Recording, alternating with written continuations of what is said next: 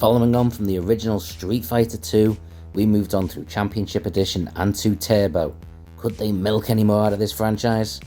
Oh, of course they could. Hello there, welcome to saberduelgaming, where we always take the high ground, and welcome to our retro review of Super Street Fighter 2, The New Challengers.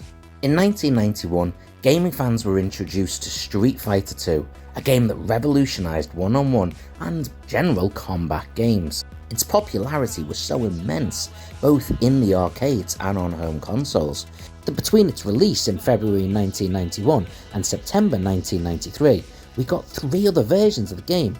Championship Edition and Turbo Edition both speeded things up and included the bosses as playable characters, but it was Super Street Fighter 2 that finally added something genuinely new. But the question was, with this yet again being a variation of Street Fighter 2, as opposed to the fabled and at this point considered mythological Street Fighter 3, would it actually offer enough difference for it to be considered worthwhile? Or would this be the game that finally oversaturated the Street Fighter 2 market? Well, let's get one thing straight. I've already reviewed Street Fighter 2 and Street Fighter 2 Turbo, so I'm not going to go into the ins and outs of this game. If you don't know how this game plays, I don't know what to tell you. Come on, everyone knows how this game plays. But what we're going to be focusing on is, what is the real difference between this and the previous versions? Well, we get our first cosmetic difference early on. Instead of the 2 generic fighters punching each other, we get a Hadouken from Ryu. But it's when we get to the menu screen that we see the real changes. First of all, and most notably, we get 4 brand new characters: T-Hawk, Fei Long, DJ, and of course the first English person, Cammy. We also get a variety of new colours for each character, and it is to be noted that we get for the first time brand new artwork for every single character, as well as an elongated version of the map. But once we get into the gameplay, what differences are there? Well, additional bonuses are introduced into the game.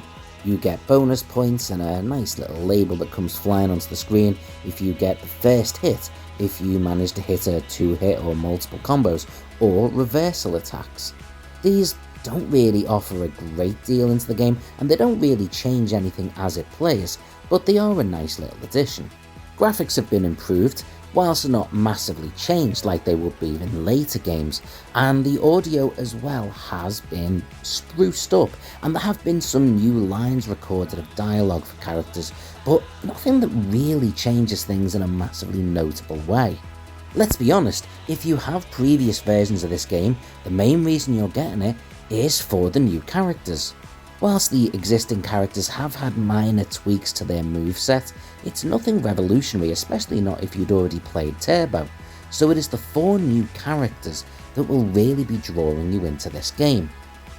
T-Hawk is your massively muscled, huge character type, similar to Zangief.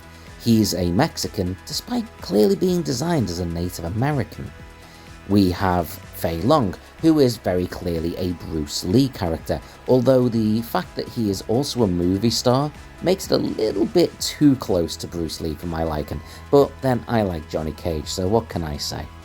DJ's a rather cool character, and the fact that he's very much a musician and a kickboxer gives his character a little bit of flexibility and diversity. He's generally a very likeable character, but for me, it was all about Cammy.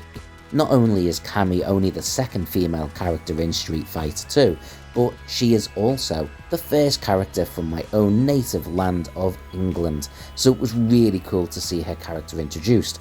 But were any of these 4 characters, or even the combination of them, really worth the additional spending?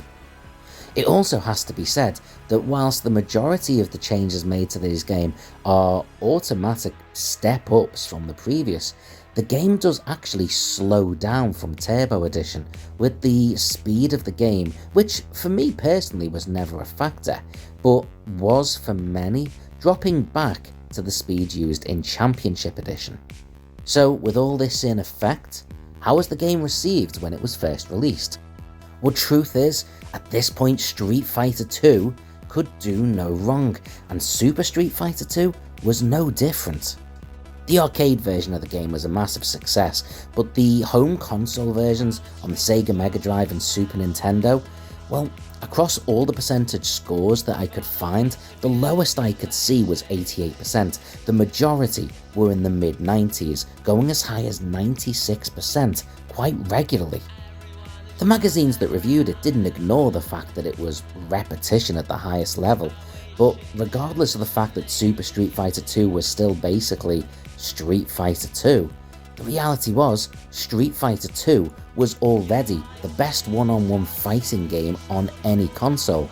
Super Street Fighter 2 was for many just the best version of the best game. In Japan, the Super Nintendo or Super Famicom version was the third best-selling game of the year in 1994. Within the year, it had gone on to sell 941,000 copies in Japan alone, and it would go on to eventually sell 2 million copies worldwide. But despite its success, some cracks were beginning to show. Electronic Gaming Monthly managed to give it a awkward 7 out of 10 score, which mainly came down to them highlighting that given how many versions of Street Fighter 2 we'd seen, there really wasn't a massive improvement or change, and really by this point we should have been getting Street Fighter 3. The February 1994 edition of Gamest nominated the game for a number of awards, with it finishing third for video game music, fighting game and graphics. And the much beloved Cammy character finished fifth in the best video game characters of the 1993 year. So overall the game did receive an awful lot of plaudits. But what about looking back now? How does this game stand up to modern scrutiny? Well look, I don't really know what to tell you.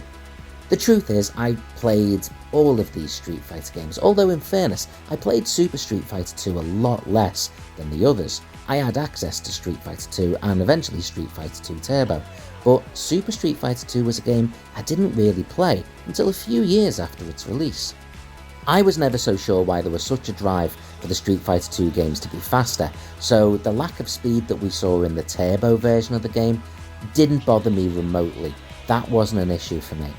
However, I did find that out of the 4 new characters, whilst I liked them aesthetically and to a degree enjoyed playing as them, I still ended up going back to the main characters I'd already played as, especially when I actually wanted to complete the games. I went back to Ryu, to Ken, and they were my focus still. If I'm going back and fancy a game of Street Fighter 2, this may well be the version I go to play. However, my love for retro games would still take me back to the original, or maybe even Championship and Turbo Edition.